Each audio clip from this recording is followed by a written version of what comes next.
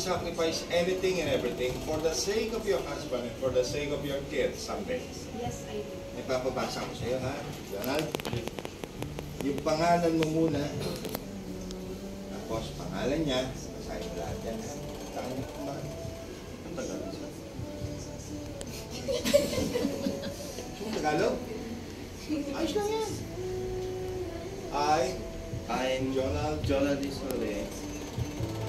Making you Rika May Carriol be my lawfully wedded wife and to hold for this day forward. I promise to be true to you, to cherish you, to honor, to love, to better and for worse, in sickness and in health, Richard, and always for Richard. Forsaking all others, will bear to us part. And from the blessing of our Holy God, I will give you my faithfulness forever. Tandaan mo yung sinabi niya, ha? Kasi pangako niya sa iyo. Bukod pa yung pangako na sasabihin niya para sa iyo, mamaya. Dapat nire-record mo, eh. Kasi baka makalimutan mo. Tapay sa iyo. Tapay sa iyo. Oh. I thank the Almighty God for having you in my life.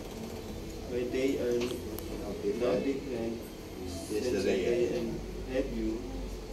I never dream to be with you at all time. I long for you and I want to make care of you always. I cannot promise you everything because we all know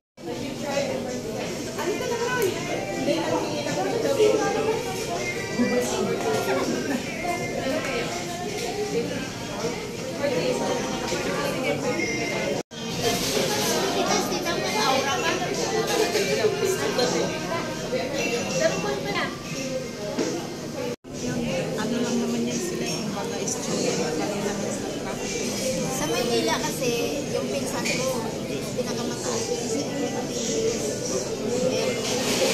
pero kapag dito na sa Pinas Pasig o minsan mula Go!